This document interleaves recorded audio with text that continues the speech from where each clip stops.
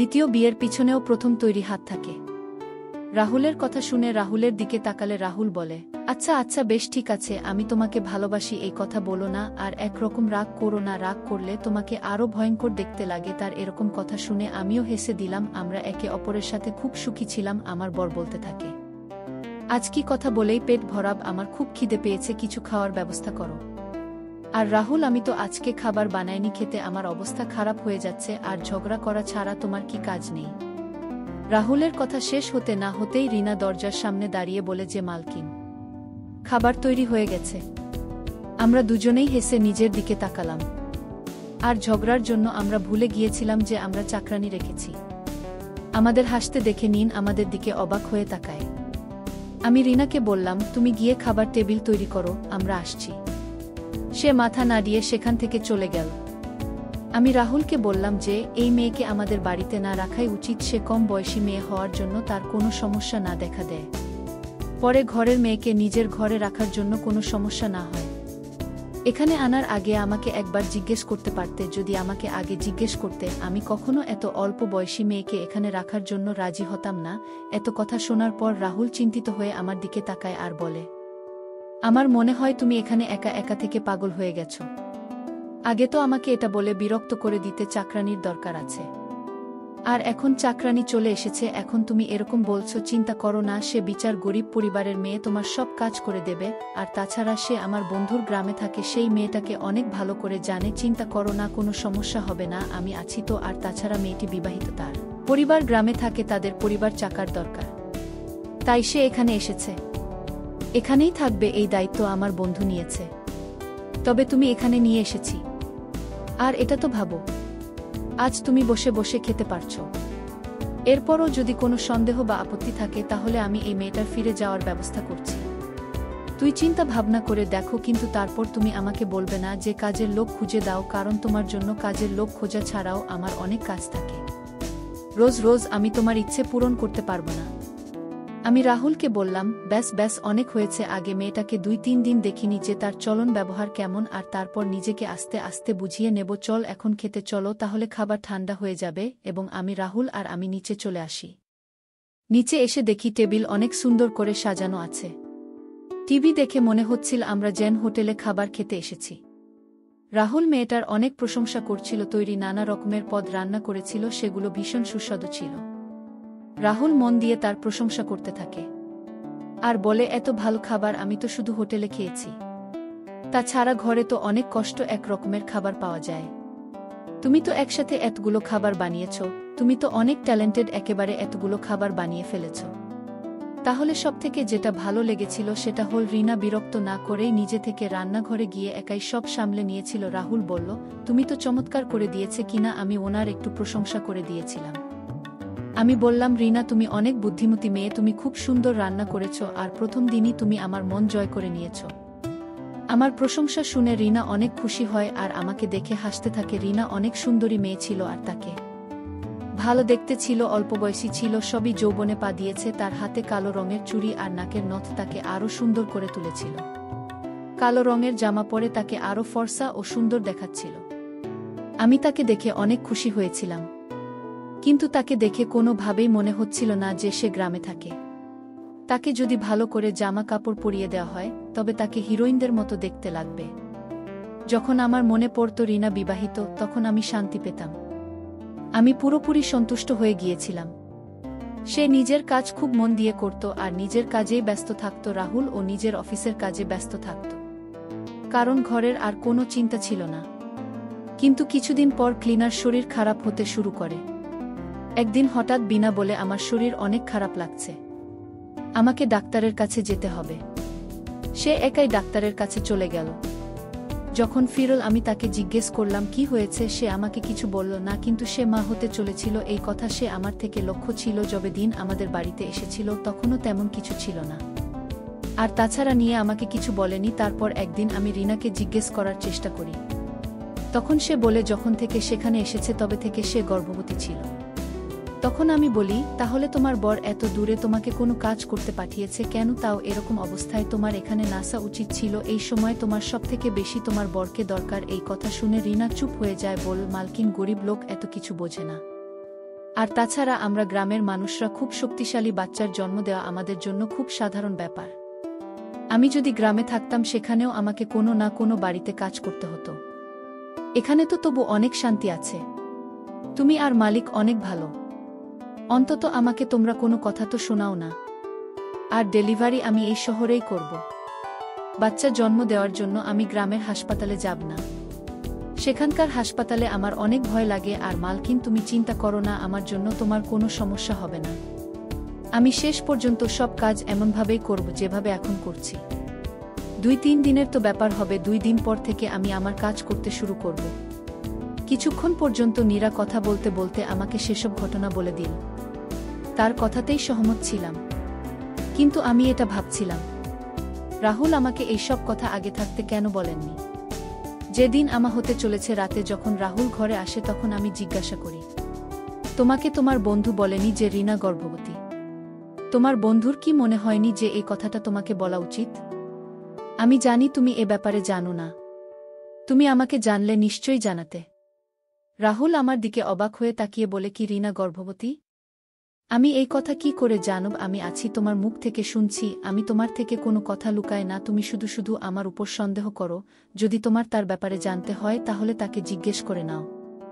আর আমার যদি তোমার উপর কোনো সন্দেহ হয় তাহলে আমি কালকেই উকি গ্রামে ছেড়ে আসব। তারপর নিজেই নিজের পছন্দের কাজের লোক খুঁজে নিয়েও রাহুল আমার উপর অনেক রেগে গিয়েছিল। আমার প্রশ্ন শুনে অনেক বিরক্ত হয়ে গিয়েছিল। আর হবে নাই বা কেন যে রাতে অফিস থেকে বাড়িতে আসে অমনি আমি তাকে কোনো না কোনো কথা নিয়ে ঝগড়া শুরু করে দিই। সে আমাকে অনেক বুঝিয়েছিল যে সে দিন আর ব্যাপারে তুমি কম চিন্তা করো। সে ভালো মেয়ে, কিন্তু না জানি কেন আমি আমার বরকে সন্দেহ করতাম। এমন মনে হতো যেন সন্দেহ করা আমরা একটা অভ্যেস হয়ে গেছে। বর বল, তবে বুঝিয়ে কোনো লাভ নেই। তুমি সোজা কথার উল্টো মানে বের করো। আমি রাহুলকে বললাম যে আমি তো এমনি বলেছিলাম, এখন এই মেয়েটার সব দায়িত্ব আমার ঘাড়ে এসে পড়বে। মনে হয় আমাকে সব কাজ করতে হবে, সাথেই মেয়েটারও দেখাশোনা করতে হবে। যদি আমি আগে জানতাম তাহলে আমি কখনোই কাজে রাখতাম। কোনো রকমে কথা শেষ করে দুজনের ঝগড়া শেষ করে শুয়ে পড়েছিলাম। সকালে যখন ঘুম থেকে জেগে উঠে মাটিতে পা দিলাম তখন আমার মাথা ঘুরে গেল। রাহুল সেই সময় ঘরে ছিল। আমার শরীর খারাপ লাগছে দেখে বলল, চলো তোমাকে ডাক্তারের কাছে নিয়ে যাই। ডাক্তারের কাছে যেতেই ডাক্তার আমাকে এমন খবর শোনা নেই যেটা শুনে আমি খুশিতে পাগল হয়ে গেলাম। ডাক্তার বলল আমি গর্ভবতী। এটা শুনে আমার বর অনেক খুশি হয়েছিল। আর হবে নাই বা কেন, 3 বছর পর এত খুশির খবর শুনেছিলাম। বিয়ের পরে আমি অনেক ডাক্তার দেখিয়েছিলাম কিন্তু কোনো ওষুধই কাজ করেনি। আমার বর বাচ্চা চাইতো কিন্তু কখনো এর জন্য আমায় উল্টোপাল্টা কোনো কথা বলেনি। বরের মনে হতো অনেক লোকের তো 10 বছর পর বাচ্চা হয়, আমাদের তো শুধু 3 বছর হয়েছিল। সে বাচ্চা দত্তক নিতেও রাজি ছিল, কিন্তু তার বন্ধু বোঝাত যে নিজের রক্ত নিজেই হয়। তার বন্ধুদের বোঝানোর জন্য সে চিন্তা ভাবনা করে কাজ করত আর নিজের রক্তের জন্য অপেক্ষা করত। আর যখন এই খুশি সে পাচ্ছে তখন তার আনন্দ হাসি মুখে প্রকাশ করতে পারছে না। এই খবর শুনেই রাহুল সারা হাসপাতালে মিষ্টি বিলিয়েছিল। বাড়ি ফিরে সেরিনাকে এই খবর শুনিয়ে বলে, এখন থেকে মাল কিনে ভালো করে খেয়াল রাখতে হবে। রাহুল আমাকে বলে, তুমি এখানে বসো, আর বিছানা থেকে এক পা ও নিচে নামার দরকার নেই। রাহুল বলেন, আমি তো বুঝতেই পারছি না এত বড় খুশি আমি কিভাবে উদযাপন করব। সে বলে, তুমি ডিনার ব্যাপারে ভাবা বন্ধ করো। সে গ্রামের মেয়ে, সে সব কাজে অভ্যস্ত। সেখানকার মহিলারা এই অবস্থায় ঘরের কাজ একসাথে করে। তুমি আমার কথা মন দিয়ে শোনো, তুমি শুধু নিজের খেয়াল রাখবে। আমি ওনাকে বলব সে যেন শুধু তোমার খেয়াল রাখে, তোমার কোনো জিনিসের অভাব হতে দেবে না। রাহুল আমাকে অনেক ভালো করে বোঝাছিল। তার এত ভালোবাসা দেখে আমার চোখে জল চলে আসে যে সে আমাকে সত্যিই অনেক ভালোবাসত। আমি নিজেকে অনেক ভাগ্যবতী মনে করতাম। জিৎ আর বর এত ভালোবাসে, এমন মনে হচ্ছিল যেন পৃথিবীর সব সুখ আমার পায়ের তলায় চলে এসেছে। আমি অন্য সব কথা ভুলে আমার নতুন অতিথির জন্য তৈরি হতে চেয়েছিলাম। কিন্তু যখন থেকে রিনা এই খুশির খবর শুনেছিল তখন থেকেই কেমন যেন উদাস থাকত। আর এইভাবে মনকে বোঝাতাম যে আমার বর আমার এত খেয়াল রাখে।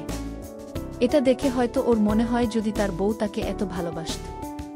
কারণ আমার বর সত্যি আমার অনেক খেয়াল রাখত। রিনা ডেলিভারির সময় চলে এসেছিল। আমার তখনও ডেলিভারি হওয়ার দিনই ছিল। রাহুল আমার সাধের অনুষ্ঠান করতে চেয়েছিল, তাই সে আমার শ্বশুরবাড়ি ও বাপের বাড়ির লোকেদের ডেকে পাঠিয়েছিল। এসব দেখে রিনা দুঃখী দুঃখী থাকত, সে চুপচাপ থাকত, শুধু নিজের কাজে ব্যস্ত থাকত। আর আমি বাচ্চার খুশিতে তার দিকে নজর দেওয়া কমিয়ে দিন।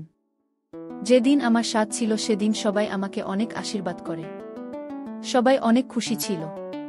খাবার খাওয়ার পর সবাই একসাথে বসে গল্প করছিল।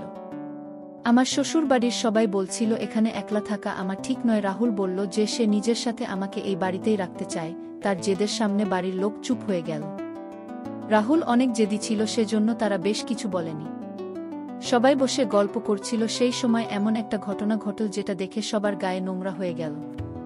আর খুশির পরিবেশ দুঃখে বদলে গেল। জানতেই পারিনি যে বসে বসে এমন হয়ে যাবে, আনন্দটা দুঃখে বদলে যাবে।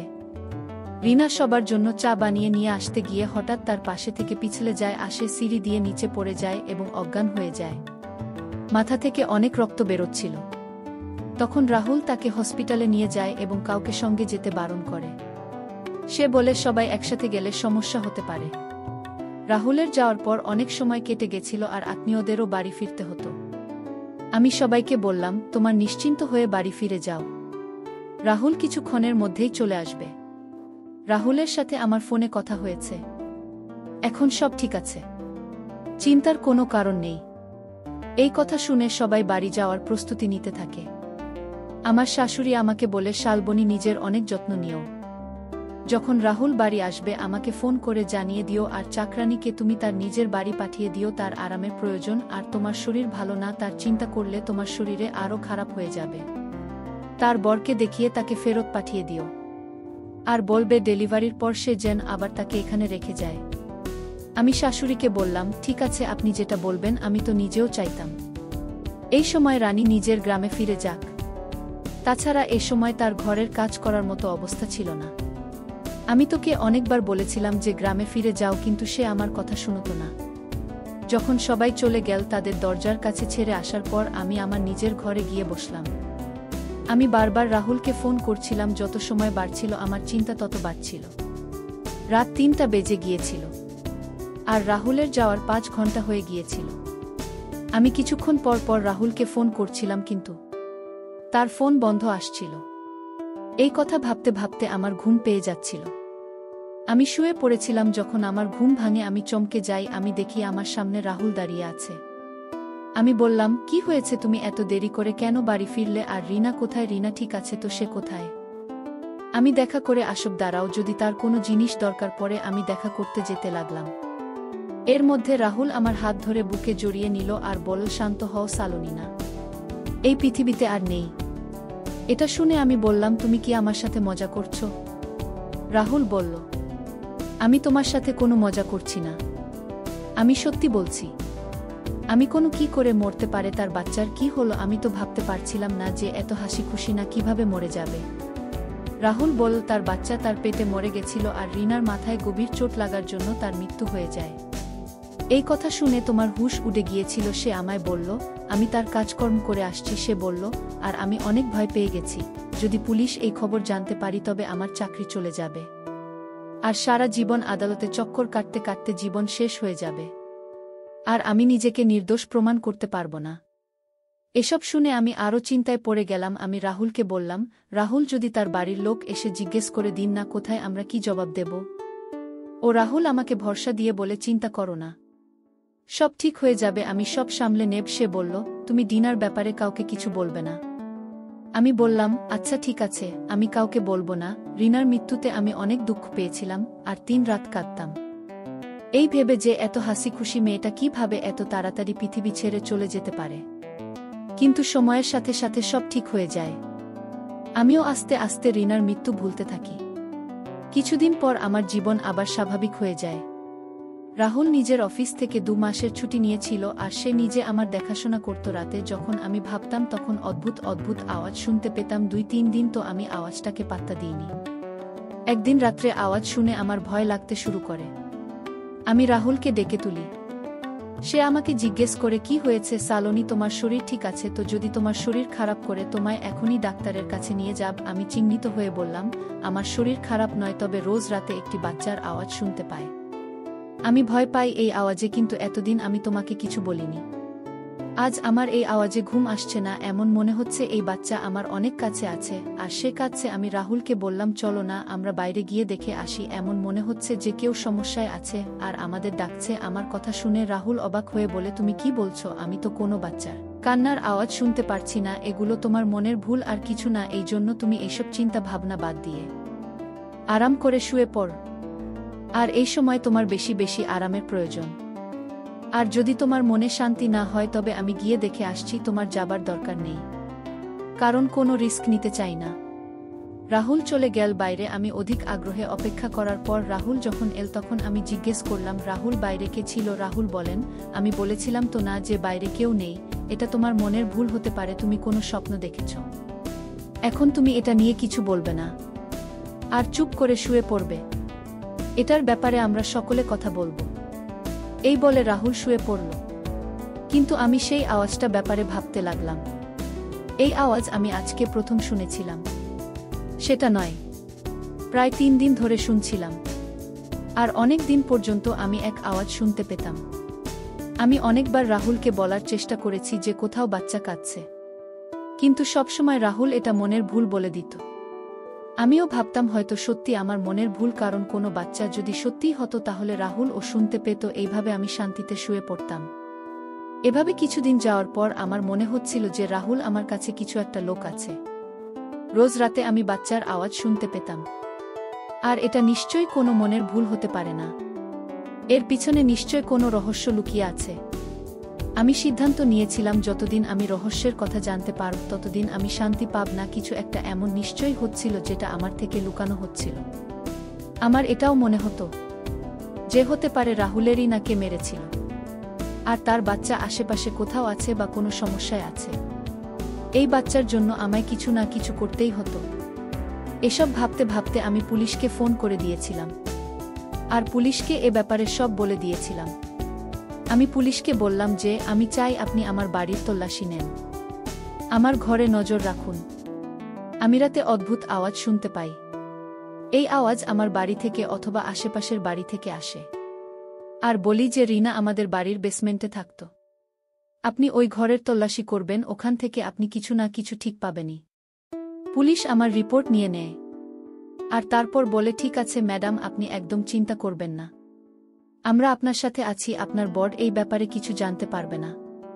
আর রাতে আপনার বাড়ি তল্লাশি করতে যাব 2 দিন পুলিশ আমার বাড়ির বাইরে আশেপাশের বাড়িতে খোঁজ করে। পুলিশ বলে, আপনি আমাদের বোকা বানাচ্ছেন, আমাদের এমন কোনো আওয়াজ কানে আসছে না। আমি বললাম, স্যার এমনও তো হতে পারে যে আমাদের বেসমেন্টে রিনার বাচ্চা আছে, কারণ যবে থেকে সে নেই তবে থেকে তো সেই ঘর বন্ধ আছে আর তার চাবি আমার বরের কাছে থাকে। আমি বরকে বেশি কিছু যদি জিজ্ঞেস করি তবে সে আমাকে ভুল বুঝবে। তাই আপনি নিজের মতো করে দেখে নিন। তারপর রাতে পুলিশ আমাদের বাড়ি এসে রাহুলকে বলে, আপনাদের বাড়ির তল্লাশি নেব। রাহুল বলে, কেন আমাদের বাড়ি তল্লাশি কেন নেবেন? আমাদের বাড়িতে এমন কি আছে বলে আমরা আপনাদের আশেপাশের বাড়ির তল্লাশি নিয়েছি, এখন শুধু আপনাদের বাড়ির বাকি আছে। এখন আমরা আপনাদের বাড়ির তল্লাশি নিতে চাই। সবার প্রথমে পুলিশ বেসমেন্টে যেতে চায়। রাহুলকে বলেন, রাহুলজি, আমাদের এই ঘরের চাবি দিন, আমরা এই ঘর খুলে দেখতে চাই। পুলিশ চাবি চাওয়াতে রাহুলের মুখে রঙিন কেমন যেন ফিকে হয়ে গেল আর তাকে চিন্তিত দেখাচ্ছিল। সে বলল, ইন্সপেক্টর সাহেব, কি ব্যাপার, কিছু তো বলুন। আমি এভাবে আমার ঘরের তল্লাশি করতে দিতে পারি না। আপনি জানেন না আমি কে? ইন্সপেক্টর সাহেব বলল, আপনি যেই হন তাতে আমাদের খুব একটা কিছু যায় আসে না। যদি আমাদের চাবি না দেন তবে আমরা দরজা ভেঙে ফেলব। আপনি আমাদের ধমকাতে পারেন না। আমরা শুধু এটা জানতে চাই যে এ ঘরে খিচুড়ি হচ্ছে। আশেপাশের বাড়ির লোক সবাই মিলে কমপ্লেন করছে যে আপনার বাড়ি থেকে বাচ্চার কান্নার আওয়াজ আসে। রাহুল বলে, আপনি কেমন ধরনের কথা বলছেন? বাচ্চা আসবে কোথা থেকে? বাচ্চার কান্নার আওয়াজ তো যে কোনো বাড়ি থেকে আসতে পারে, প্রতিবেশীদের অনেকের বাচ্চা আছে। আমার বাড়িতে কোনো বাচ্চা নেই। ইন্সপেক্টর সাহেব বলল, ওই জন্যই তো আমরা আপনার ঘর তল্লাশি করতে চাই। আর আপনি ঘরে তালা বন্ধ করে রেখেছেন কেন? আপনি তাড়াতাড়ি দরজা খুলুন, হয়তো দরজা ভেঙে দেব। রাহুল দরজা না খোলায় পুলিশ দরজা ভেঙে দেয়। দরজা খুলে সবাই ঘরের ভিতরে গেল। এটা দেখে সবাই অবাক হয়ে গেল। একটা ছোট্ট বাচ্চার সাথে সেখানে রিনা ছিল। রিনাকে আমরা মৃত ভেবেছিলাম, সে রিনা জীবিত ছিল। আর আমি যে বাচ্চারা আওয়াজ শুনতে পেতাম সেটা কোনো মনের ভুল ছিল না। আমি গিয়ে দেখলাম রিনার কোলে একটা ফুটফুটে বাচ্চা ছিল যাকে দেখতে হুবহু রাহুলের মতো ছিল। রিনা পুলিশকে দেখে ভয় পেয়ে গিয়ে বলে, আমি কিছু করিনি, যা করেছে মানিক করেছে, আমি শুধু তার হুকুমের গোলাম ছিলাম, সে যা যা বলতো আমি সেগুলো করতাম। পুলিশ তাকে কোনো প্রশ্ন করেনি। তারপরেও সে উত্তর দিচ্ছিল। রিনা বলল, আমি তোমাদের সবার কাছে হাত জোট করে ক্ষমা চাইছি, আমায় ক্ষমা করে দাও ভগবান, এর জন্য আমাকে আর আমার মেয়েকে যেতে দাও। আমাদের কোনো দোষ নেই, আমি নিজে এতদিন ধরে এখানে আটকে আছি। এই বলে রিনা কেঁদে ফেলে। আমি গিয়ে রিনাকে জড়িয়ে ধরে শান্ত করার চেষ্টা করি। আমি ডিনার কান্না দেখতে পারছিলাম না। পুলিশ রাহুলকে বলে, আপনি সবকিছু এখানে বলবেন নাকি আমরা আপনাকে থানায় নিয়ে যাব? এই কথা শুনে রাহুল ভয় পেয়ে বলে, আমি কারো সাথে কোনো ভুল কিছু করিনি। আমি কি করতাম?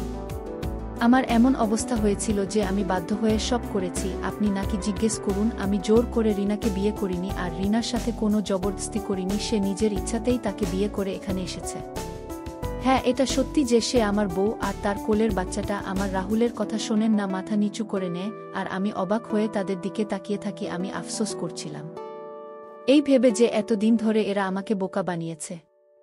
রাহুল বলেছিল যে আমার বাচ্চারা অনেক শখ, কিন্তু সালোনি আমার বিয়ের 3 বছর পর সে আমাকে বাচ্চা দিতে পারেনি।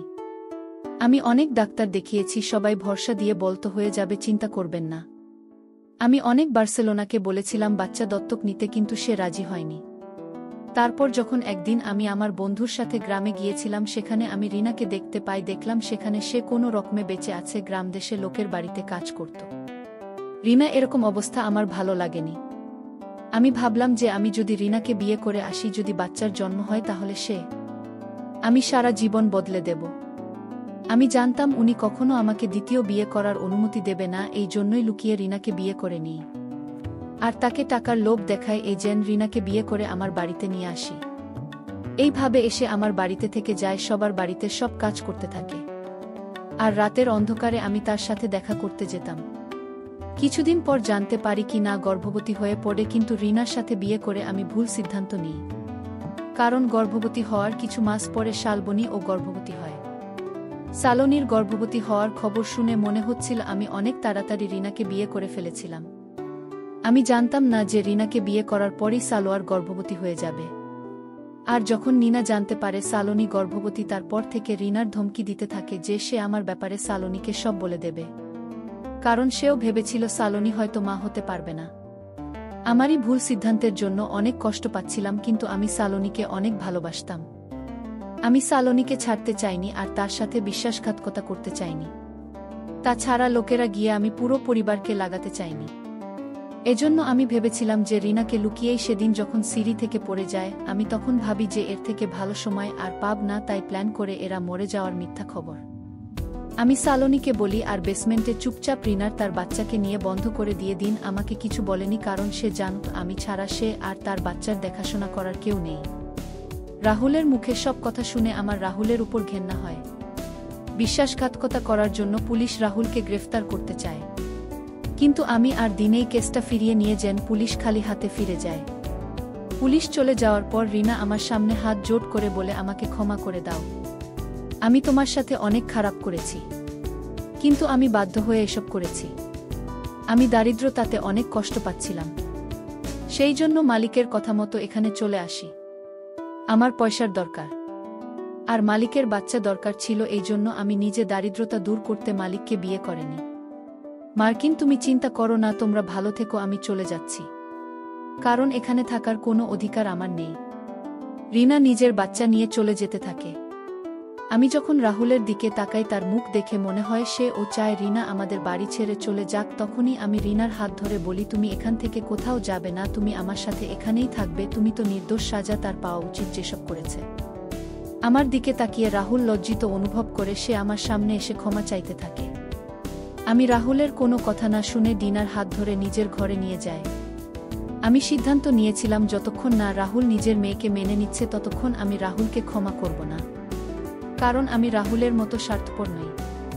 আমি চাইনি সেই সময় দিন আগে ঘর থেকে বের করে দিতে পারতাম, কিন্তু আমি তার সাথে কোনো অন্যায় করতে চাইনি।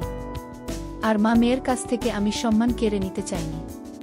কিছুদিন পর রাহুল তার মেয়েকে মেনে নেয় আর আমিও মা হয়ে গিয়েছিলাম। আমি একটি মেয়ের জন্ম দিয়েছিলাম। যেদিন আমার মেয়ের জন্ম হয় সেদিনই হঠাৎই রাহুল হার্ট অ্যাটাক হয়ে যায়। সেদিন রাহুল ও হাসপাতালে ভর্তি ছিল। আর শরীরের অবস্থা হঠাৎই খারাপ হয়ে যায় তার। তারপর রাহুল মারা যায়। আমার মতো সমস্যার পাহাড় ভেঙে পড়ে। এখন আমি আমার বাচ্চার জন্য বেঁচে আছি।